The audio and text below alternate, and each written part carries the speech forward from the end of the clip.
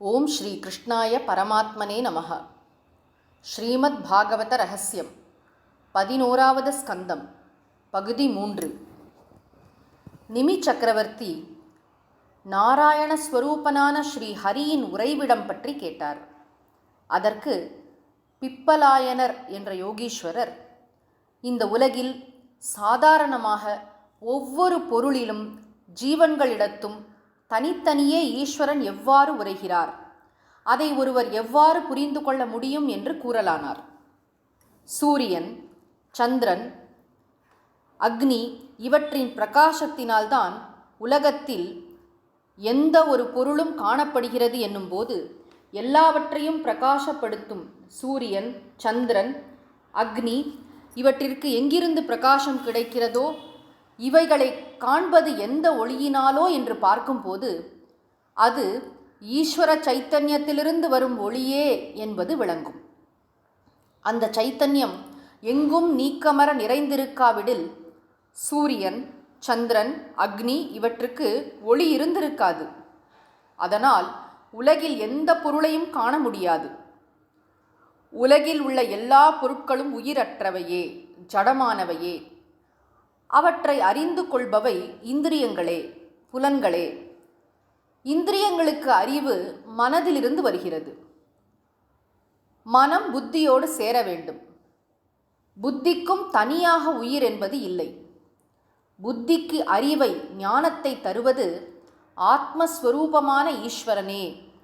அதனால் உலகில் உள்ள எல்லா அறிவுகளும் ஈஸ்வர சாநித்தியத்தால் மட்டுமே உண்டாகின்றன. பகவானுடைய நித்திய சாநித்தியம் இல்லாமல் இருந்தால் உலகில் யாரும் எதையும் அறிந்து கொள்ள முடியாது. இதேபோல பொருட்களுக்கும் ஜீவன்களுக்கும் ஆதாரம் ஈஸ்வரன் மட்டுமே. எல்லா வஸ்துக்களும் பூமியை தமக்கு ஆதாரமாக கொண்டு நிலை நிற்கின்றன.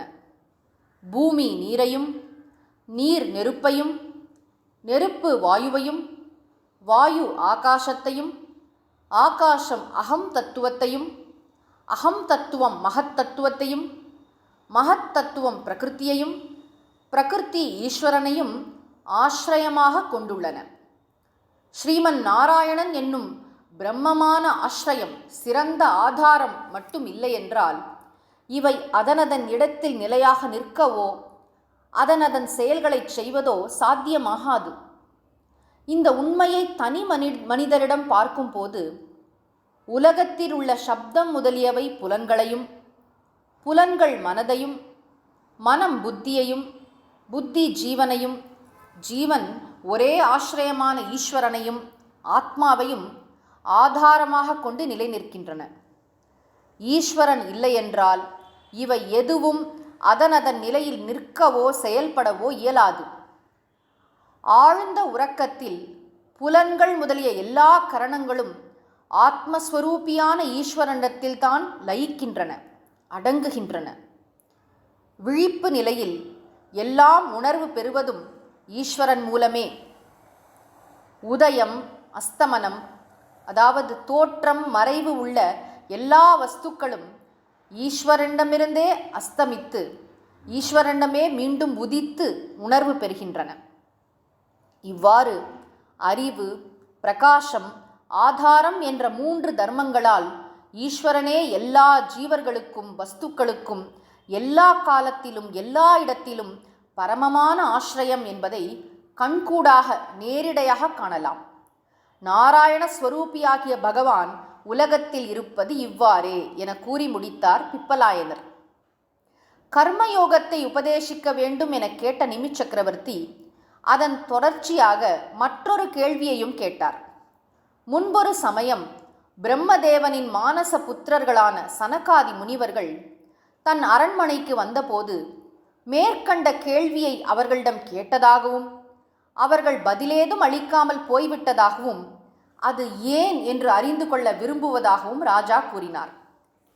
எல்லாம் அறிந்தவர்களும் ஈஸ்வர ஸ்வரூபிகளும் பிரம்மகுமாரர்களுமான சனகாதிகளுக்கு பதில் தெரியாமல் இருக்க முடியாது. அப்படி இருக்க அவர்கள் ஏன் பதில் கூறவில்லை? அறிவுள்ளவர்கள் கற்றுக் கொடுத்தால்தானே அறிவில்லாதவர்களால் தெரிந்து கொள்ள முடியும். அதனால் அவர்கள் பதிலுரைக்காமல் போனதற்கு தகுந்த காரணம் இருக்க வேண்டும். அது என்னவாக இருக்கும் என்பதுதான் அரசனின் கேள்வி. இதற்குரிய பதிலை ஆவிர்ஹோத்ரர் என்ற யோகி அளித்தார். வேதங்கள்தான் முதலில் கர்மயோகத்தை விதித்து விளக்கவும் செய்தன. வேதங்கள் ஈஸ்வர ஸ்வரூபங்களே. ஈஸ்வரனை அறிந்து கொள்வது எவ்வளவு கடினமானதோ அவ்வளவு கடினம் வேதங்கள் கூறும் செய்திகளை உணர்ந்து கொள்வதும். சப்தத்தின் அர்த்தத்தை மட்டும் புரிந்து கொள்வதால் அவற்றை அறிந்து கொள்ள இயலாது.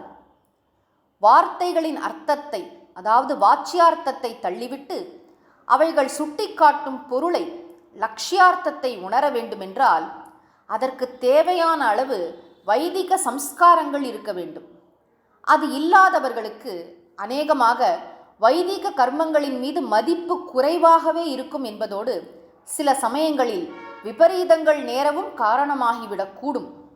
அதனால் அறிவுள்ள மகாத்மாக்கள் லௌகீகர்களுக்கு, பிராகிருதன்மார்களுக்கு வைதிக மர்மங்களை உபதேசிப்பதில்லை. வைதிக சம்ஸ்காரம் இல்லாதவர்களுக்கு வேத தர்மங்களை கேட்டாலும் கூட எப்படி புரிந்து கொள்ள வேண்டுமோ அப்படி புரிந்து கொள்ள இயலாது. யாகங்கள் ஜீவஹிம்சைக்கும் சோமபானத்திற்கும் உள்ள வழிகள் என்று தவறான எண்ணம் அவர்களுக்கு ஏற்படுகிறது. ஜந்து ஹிம்சையாலும் சோமபானத்திலும் தேவர்கள் மகிழ்ந்து தங்களுடைய கோரிக்கைகளை நிறைவேற்றி வைப்பார்கள் என்று கூட எண்ணத் தொடங்கிவிடுவார்கள். இதைவிட இழிவு வேறு என்ன உள்ளது? பலி கொடுக்க வேண்டியது ஜீவனுடைய நான் என்னும் அகங்காரமும் அதனால் உண்டாகும் ஆத்மானந்தமுமே சோமபானமும் அதனால் உண்டாகும் உண்மத்த நிலையும் என்பதை உணர்ந்து கொள்ளாவிட்டால் யாக யஜ்ஞங்கள் மூலம் துன்பங்களை தவிர வேறு என்ன கிட்டும்? சனகாதிகள் கர்மயோகத்தை உபதேசிக்காமல் சென்றது இதனால்தான். இப்பொழுதும் கூட அதை உபதேசிப்பதற்கு தகுந்த சந்தர்ப்பம் என்று கூற முடியாது. இருந்தாலும் கர்மயோகத்திலிருந்து வந்த கிரியா மார்க்கத்தை உங்களுக்கு உபதேசிக்கிறேன். மிகுந்த பக்தியோடும் ஸ்ரத்தையோடும் பகவத் பூஜையும் ஜப கீர்த்தனங்களும் செய்து கொண்டே இருந்தால் சித்தம் தூய்மையடைந்து படிப்படியாக மிகவும் இரகசியமான வேதார்த்தங்களை கிரகித்து கொள்ளவும் கர்மயோகத்தை கடைப்பிடிக்கவும் இயலும். அறிவோடும் ஈஸ்வர அர்ப்பண புத்தியோடும் வைதிக கர்மயோகத்தை தவறுகள் எதுவுமின்றி நடைமுறையில் பழகும்போது அந்தఃகரணம் தூய்மையடைந்து பக்தி ஞான வைராக்கியங்கள் வளர்ந்து படிப்படியாக ஆத்ம சாட்சா்காரத்திற்கும் அதன் மூலம் பிறவி பயனாகிய கைவல்யத்தை அடைவதற்கும் உள்ள தகுதி ஏற்படும். அதனால் கிரியா மார்க்கத்தை பழகு என்று கூறி ஈஸ்வரனை பூஜை செய்யும் விதிகளை உபதேசித்தார் ஆவிர்ஹோத்ர யோகி. ஓம் ஸ்ரீ கிருஷ்ணாய பரமாத்மனே நமஹ.